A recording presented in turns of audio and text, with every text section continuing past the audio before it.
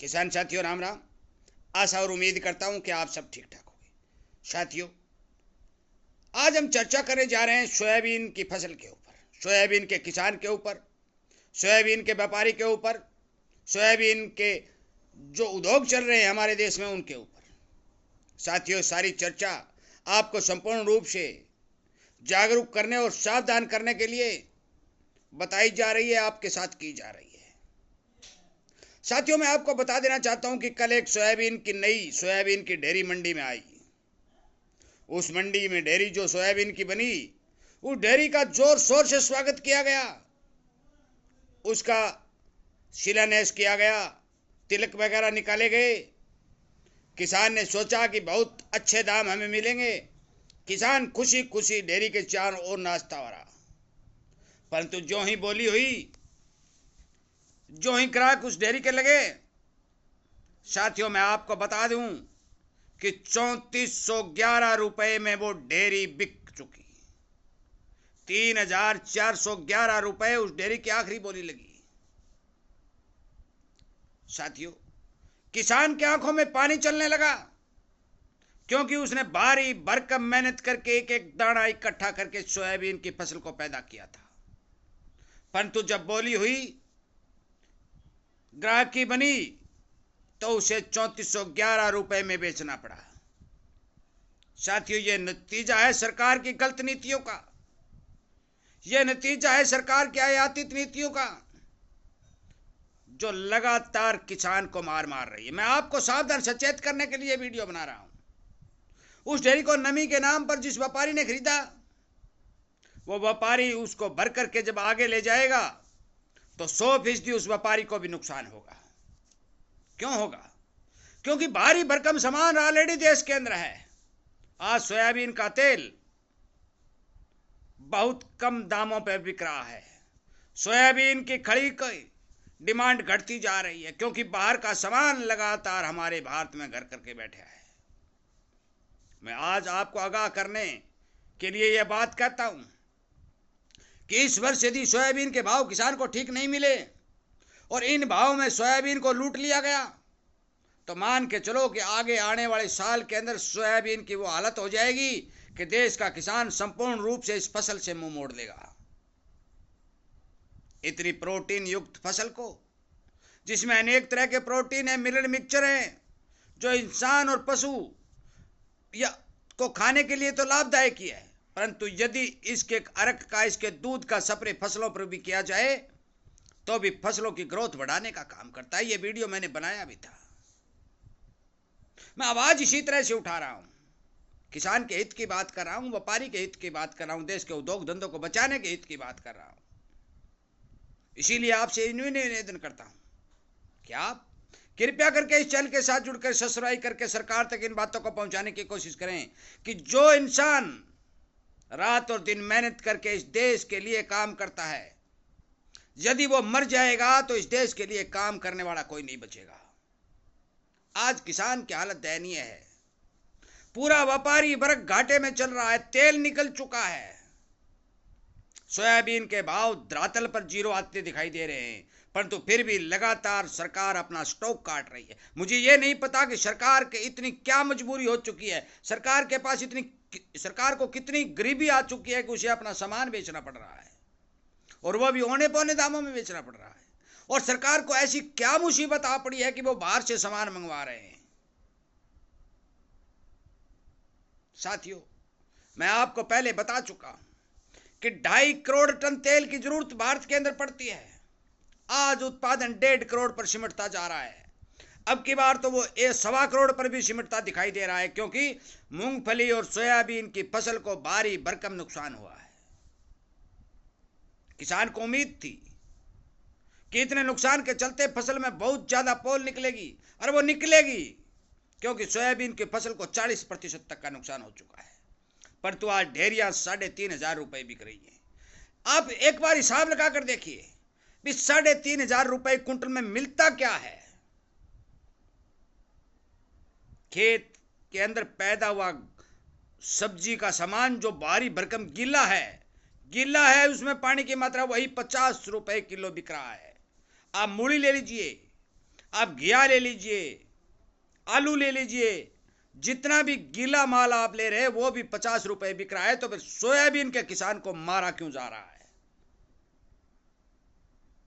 साथियों, मैं आपको बता दूं, सब्जियों के भाव जो मिल रहे हैं तो सरकार सब्जियों का आयात नहीं कर रही है।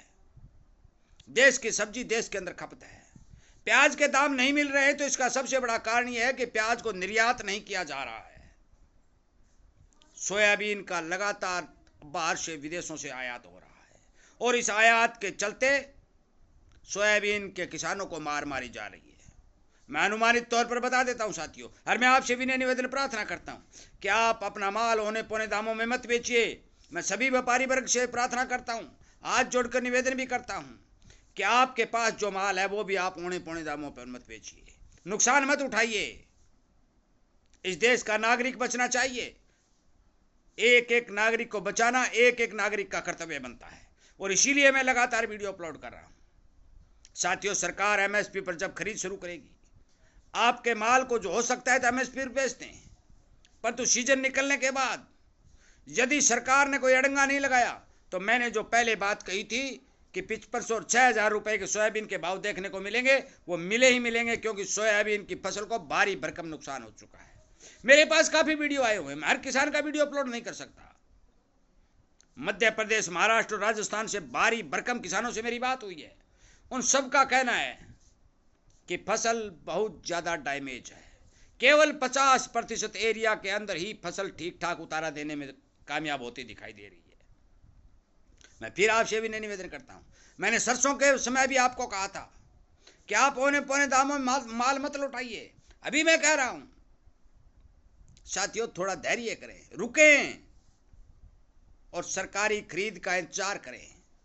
जितना हो सकता है उतना सरकार को बेचने की कोशिश करें ताकि किसान बच सके। व्यापारी वर्ग से भी प्रार्थना करता हूं कि आप सूझबूझ से काम करें, क्योंकि यह सरकार, मैंने एक वीडियो पहले अपलोड भी किया था, यह सरकार व्यापारी के ऊपर पैनी नजर रखती है, अनेक तरह के अड़ंगे लगाती है। किसान और खेती दोनों के साथ जुड़े हुए लोगों को मौके पर भारी भरकम नुकसान हो रहा है। एग्रीकल्चर सेक्टर जमीन में जुलता जा रहा है। ये स्पष्ट तौर पर कह देता हूं, मुझे सच्चाई बोलने में कोई दिक्कत नहीं। एग्रीकल्चर का बंटाधार हो चुका है साथियों। इसलिए सभी मेरे साथियों को जो खेती के साथ जुड़े हुए जिनसों पर काम करते हैं, उनके लिए सावधानी अति आवश्यक है। यदि नुकसान उठाओगे तो बच्चों का पेट काटने वाली बात बनेगी। जिस तरह ग्वार के अंदर बहुत भारी मात्रा में नुकसान हो गया, बहुत से लोगों के जमीन और प्लाट बिक गए, आज वो बिल्कुल कंगाली की कगार पर आ चुके हैं। वो भी अपने भाई व्यापारी थे, परंतु नीतियां गलत बनी। गलत नीतियों के कारण किसान को नुकसान हुआ, किसान के साथ जुड़े हुए तमाम धंधों को नुकसान हुआ। सोयाबीन के बारे में इतना ही कह देना चाहता हूं, सोयाबीन की फसल 101 नहीं 1000% डैमेज है, यह पक्का है।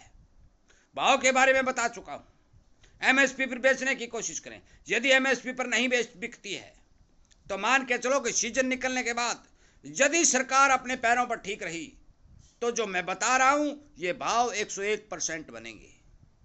मैं 10,000 की बात नहीं कर रहा हूं, क्योंकि 10,000 रुपए सोयाबीन जो बिक चुकी थी, किसान के प्रेम का दाना सोयाबीन जो बन चुकी थी, उसे आज मिट्टी में मिलाने का काम जो किया है वह संपूर्ण रूप से सरकार इसके में दोषी है। क्योंकि फ्री ड्यूटी सामान मंगाना ये कोई कहीं का न्याय नहीं है। किसी भी देश में कोई फ्री ड्यूटी अनाज नहीं जाना चाहिए, और भारत में तो विशेषकर बिल्कुल नहीं जाना चाहिए, क्योंकि भारत दुनिया का सबसे ज्यादा जनसंख्या वाला, सबसे ज्यादा आबादी वाला बहुत बड़ा बाजार है। अनेक देश अपना सामान भारत के अंदर बेचना चाहते हैं, और वो सामान भारत के अंदर ज्यादा खपत के चलते बिक भी रहा है, और जिसी के चलते हर एक देश भारत के साथ अच्छे संबंध बनाना चाहता है, और उन विदेशी देशों की कोई मंशा नहीं है। भारत को उभरता देखना वो नहीं चाहते, परंतु उनकी मजबूरी है कि उनका सामान भारत के सिवाय कोई खरीदने वाला नहीं है। और यहाँ की जनसंख्या की बढ़ोतरी भारत की सबसे बड़ी मजबूरी बन चुकी है कि इस जनसंख्या को खिलाने के लिए भारत को बाहर से आयात करना पड़ता है। परंतु आयात करने का यह मतलब नहीं है कि फ्री ड्यूटी आयात हो जाए। मैं इसी बारे आवाज़ उठा रहा हूँ, इसीलिए आपसे कह रहा हूँ। आप इन्हें निवेदन है कि आप इस चैनल को सब्सक्राइब करें, ज़्यादा से ज़्यादा किसानों तक शेयर करें, सरकार और सरकारी अधिकारियों तक ये बात पहुँचाने की कोशिश करें कि एक तरफ तो तिलहन की खेती को बढ़ाना चाहते हैं, तिलहन का रकबा बढ़ाना चाहते हैं, तेल का उत्पादन बढ़ाना चाहते हैं, दूसरी तरफ दूसरे घोड़े पर चढ़ के विदेशों से तेल मंगवा रहे हैं। ये दोनों नीतियां नहीं चलेंगी। एक नीति पर काम करिए ताकि देश के किसान को बचाया जा सके, देश के व्यापारी और उद्योगपति को बचाया जा सके और भारत की देश की अर्थव्यवस्था को सुधार के भारत के उज्जवल भविष्य की कामना की जा सके। इन्हीं बातों के साथ वीडियो को विराम देता हूं।